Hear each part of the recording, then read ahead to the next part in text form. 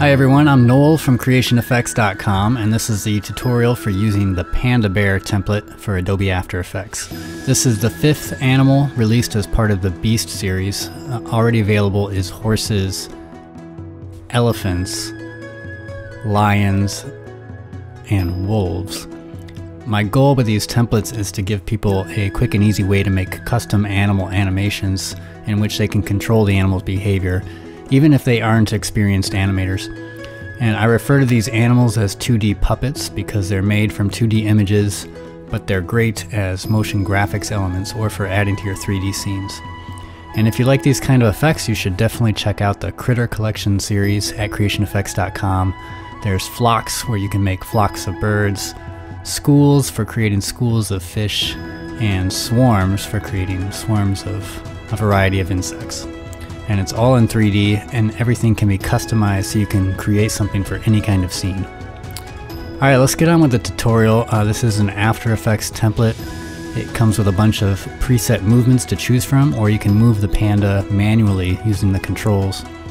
So I'm going to start by showing you how to use the effect in the simplest scene possible, just to give you an idea of how it works. And then I'm going to explain the effect and kind of summarize how it's made. Then I'll explain some basic rules for duplicating pandas or copying pandas into a new comp. Then I'll go into customization. I'll go over using the primary actions and how to transition from action to action. And then I'll go over all the secondary actions. And lastly, I'll have some helpful tips for using the Panda Bear. Alright, but first real quick, let's go over how to open the zip file that you download.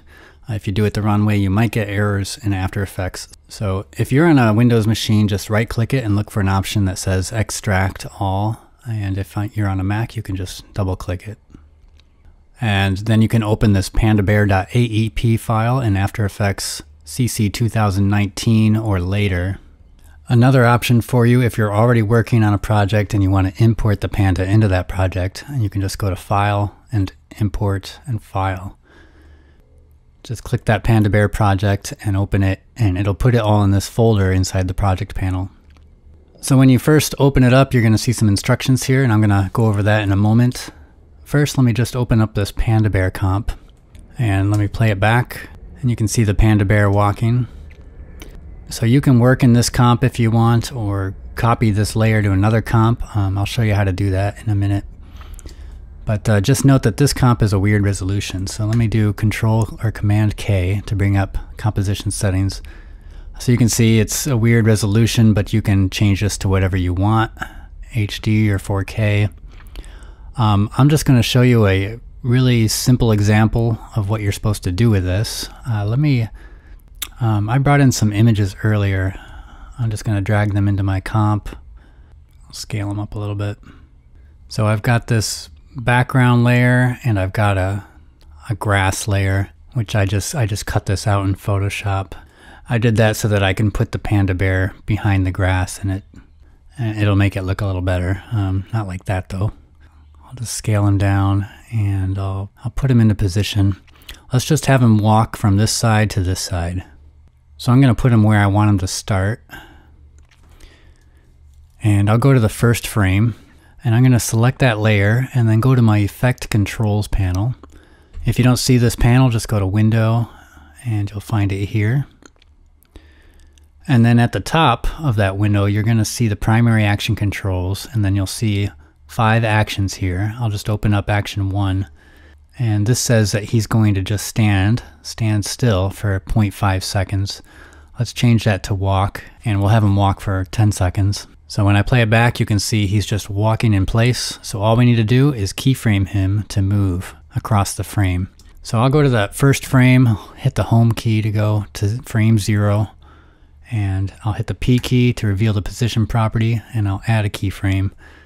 And then I'll just go forward about 3 seconds, and I'll move him over to this side. And let's play it back and see what we got. So you'll notice his paws are kind of sliding forward, which means he's going too fast. And so this part is just trial and error, and we can just adjust these keyframes to try and get the right speed. So to make him go slower, I can either edit this keyframe or I can just spread it out. Let's try that. And that looks right. And that's all you would have to do. So there's a really basic example of what you're supposed to do. As you saw, there's a bunch of different actions that you can choose, and you can, if you do choose other actions, you're going to need more keyframes because his speed is going to change. So you might have to add more keyframes here, but that's the gist of it. And there's a lot more you can do to your scene to make this look better. You can add a camera and have some camera movement, and you can add more 3D elements if you need. I'm not going to get into that. Let me just undo everything so we can reset our panda bear. And let me go over how this is made.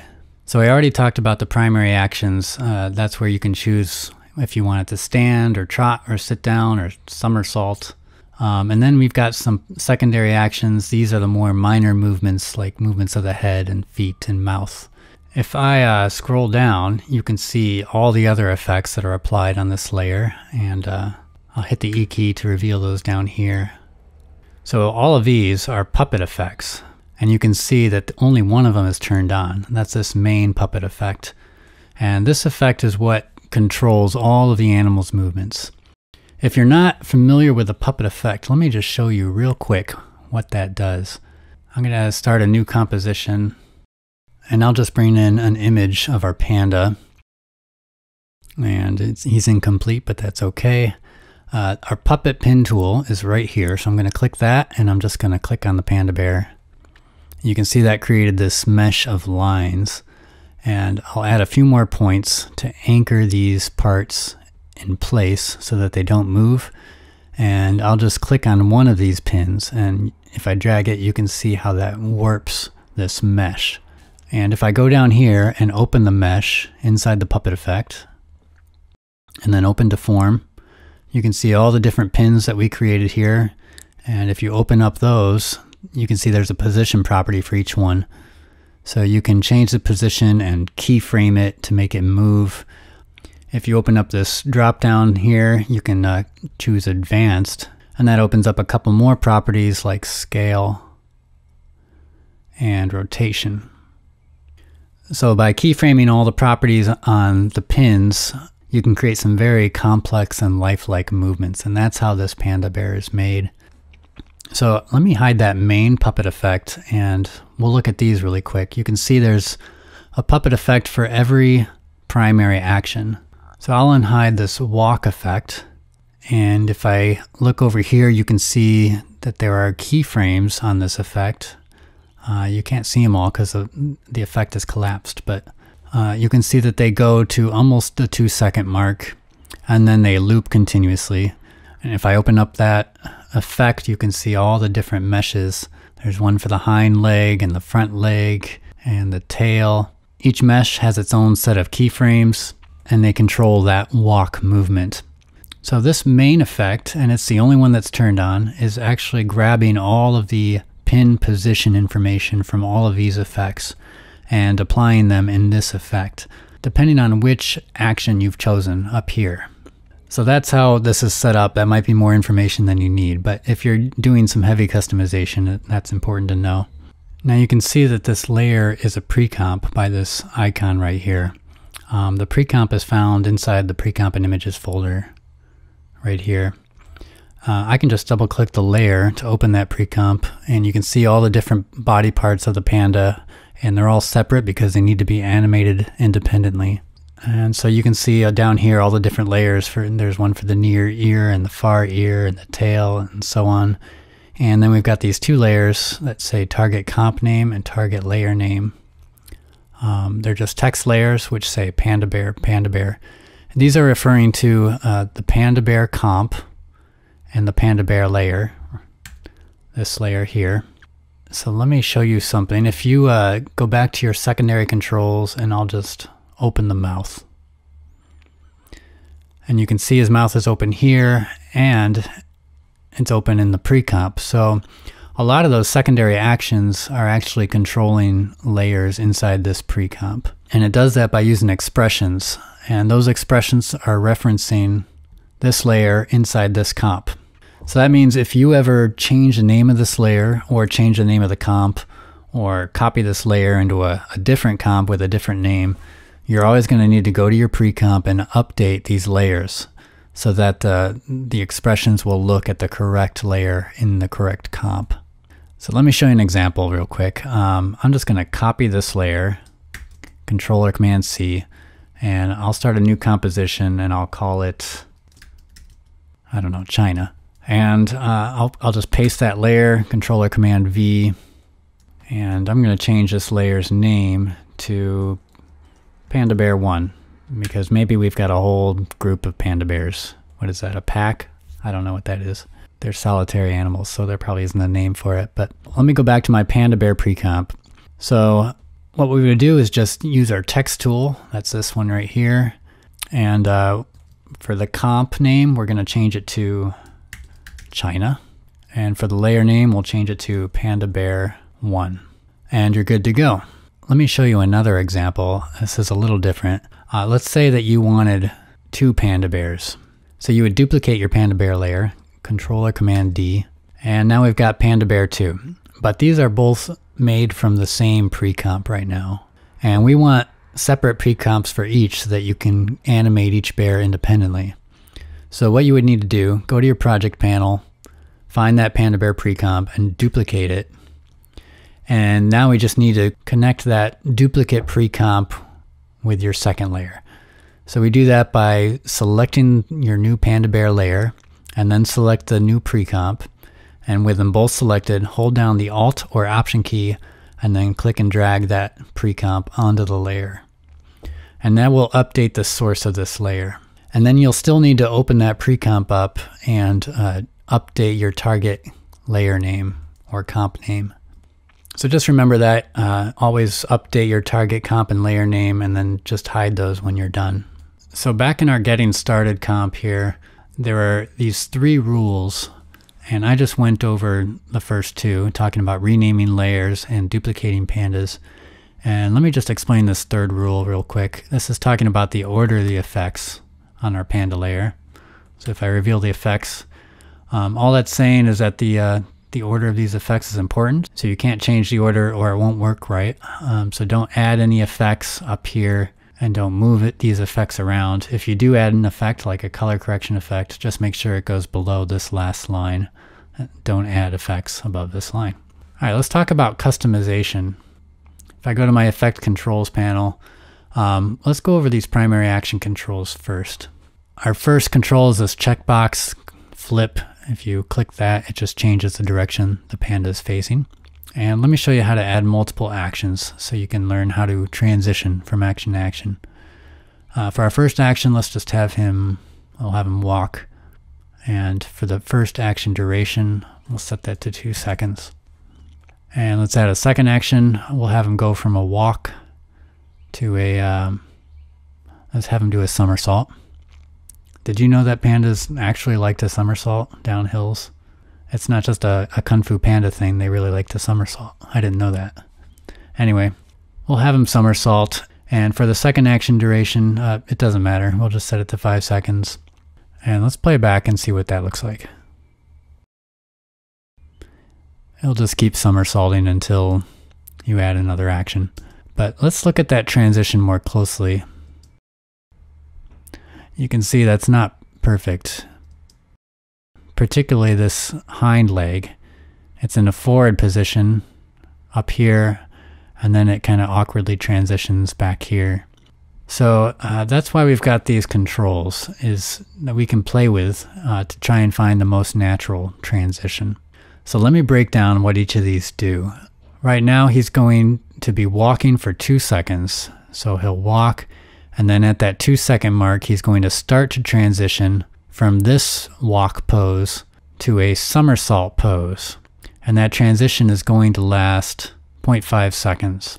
So let's go forward 0.5 seconds. That would be 2 seconds and 15 frames. And this is the somersault pose he's transitioning to. So what's happening in that transition is just all the different pins on his body are just moving in a straight line to their new position. And as you saw, depending on which actions you've chosen, it's not always going to come out very natural looking. But by changing that from pose, the pose that we're transitioning from, or the to pose, the pose that he'll be transitioning to, we can usually create something that looks a lot better. So let me unhide these effects. Let me just unhide the somersault action down here. And in our second action time shift control up here, we have it set to 0. So that means when you're at frame 0 in the somersault action, this is the pose. The pose that's showing is what we're going to transition to. But we can change that. If we do 0.3, now we'll go forward 0.3 seconds. That would be 9 frames, just because my comp is 30 frames per second. So now this is the pose that he's going to transition to. So let me hide that and go back to, I'll turn my main puppet effect back on. I think what I want to do is I'm going to change the from pose and the to pose a little bit. So I'll lower this to something like 1.8. Usually you can just change these by a factor of 0.1. So I'm going to make this well, let me try 0.2 for this. And we'll see what that looks like. It's not enough.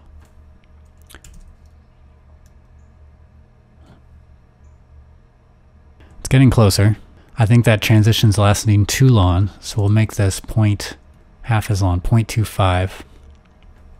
So that looks a lot better, I think.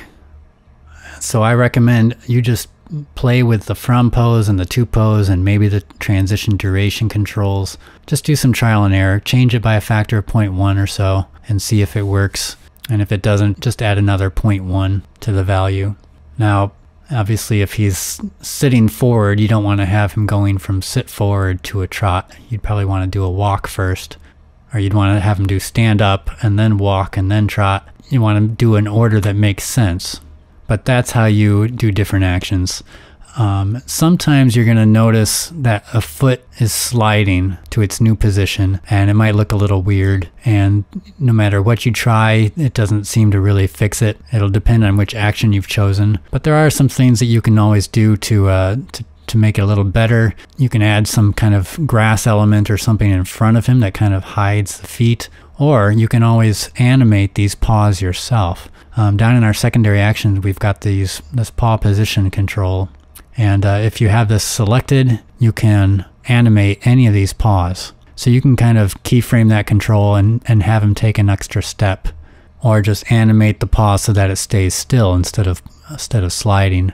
So that could be an option for you if that transition is bugging you. All right, I'll close my primary actions and we can just focus on these secondary actions.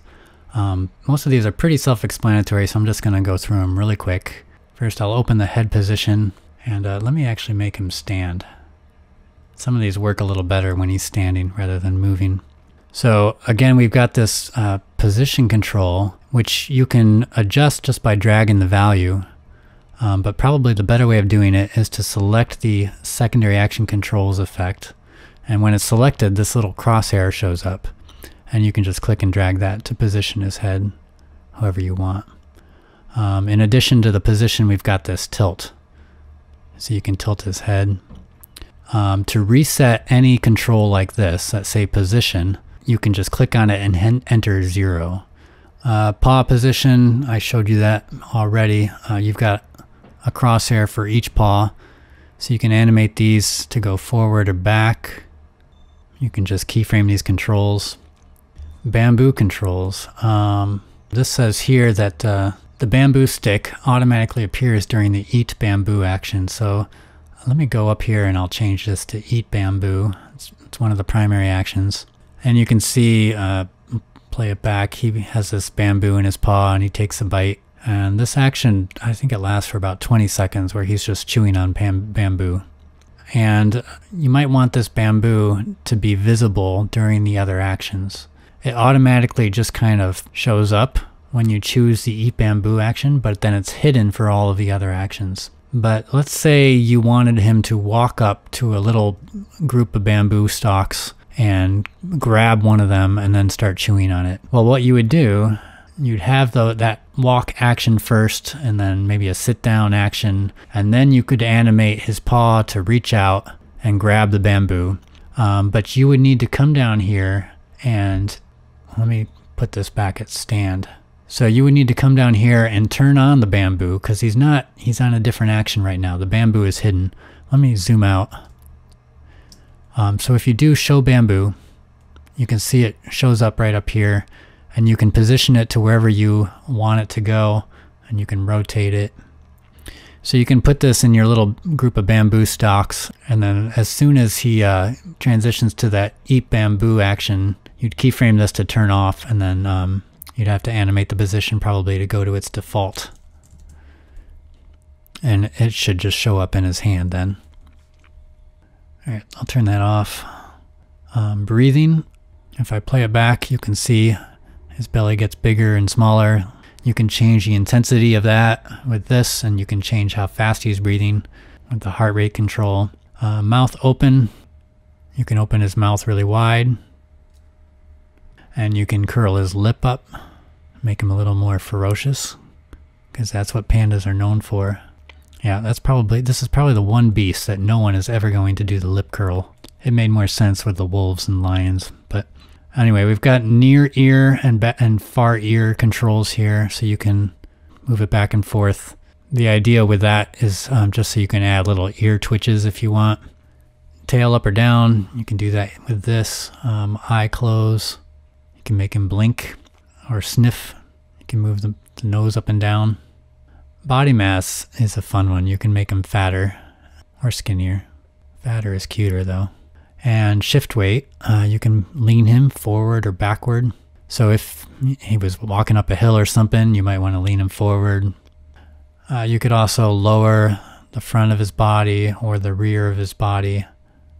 And then high angle perspective, all of that does is it raises his far limbs, and it makes it look a little bit more like you're looking down on him. So depending on where the panda is in a 3D scene, that might come in handy. Alright, I'm going to end by going over a few tips, just some things that I've learned while animating these animals. Hopefully it can help you. First of all, if you have two animals and two panda bears and they're both walking, usually you can offset an action by adjusting the time shift here, but this first action doesn't have one. So if your second animal is walking, and they're going to be walking in sync with each other, which you probably don't want because they'll look like robots, you can just offset one of them by just dragging the layer over a few frames. Another thing you can do to get their walks to be slightly different, or this just comes in handy, maybe there's an action that you want to be slower or faster. You can do that by editing the keyframes of the action in the layer. So with the layer selected, I'll hit the U key to reveal the keyframes. And there's going to be a ton of them. And let's say we wanted to make the walk faster. So we would look for our walk action down here, and then you would just want to select all of the keyframes in that puppet effect. So you can just box select them, and you'll have to go down quite a ways. And you'll know when you've reached the end of the walk keyframes because the next action's keyframes won't be the same duration. So once you've selected all of them, all you need to do is hold down the Alt or Option key and then click and drag on any of these last keyframes. And that way you can stretch them out or bring them in to make it faster. Now, if you need to, you can always edit these keyframes. If there's something you want to change in the action, you would do that in these down here. Otherwise, you can always just adjust the pins on this main action effect. So let's say that you're not getting all the control that you need with these secondary action controls. Well, you can always just edit the pins directly on this effect. So I could open up the main body down here and open up Deform. And let's say you want to change the neck. You could make it fatter if you wanted to, or rotate a little bit. You can make little changes like that. You can also change the position, and you can keyframe these if you need to. So that can give you a lot more control when animating your panda, just in case you can't do it using these controls. Let me open up that pre-comp again. You might want to edit the actual photos, and you can do that as long as your edits stay within the original shape of this panda. So for example, you can't add elements on top of this panda that come outside of this border. Like you can't add a sandal and a helmet because those would come way out here. But you could make changes that stay within inside the shape. You could overlay a texture on top of them or something. One example of that in our project panel in this extras folder, and you probably saw this in the demo video, you've got this cartoon panda that I made pretty quickly. You can just drag that in and line it up with the original images, and then you can just hide all of these and then come in here and you've got a cartoon panda that will move realistically just like the other panda does.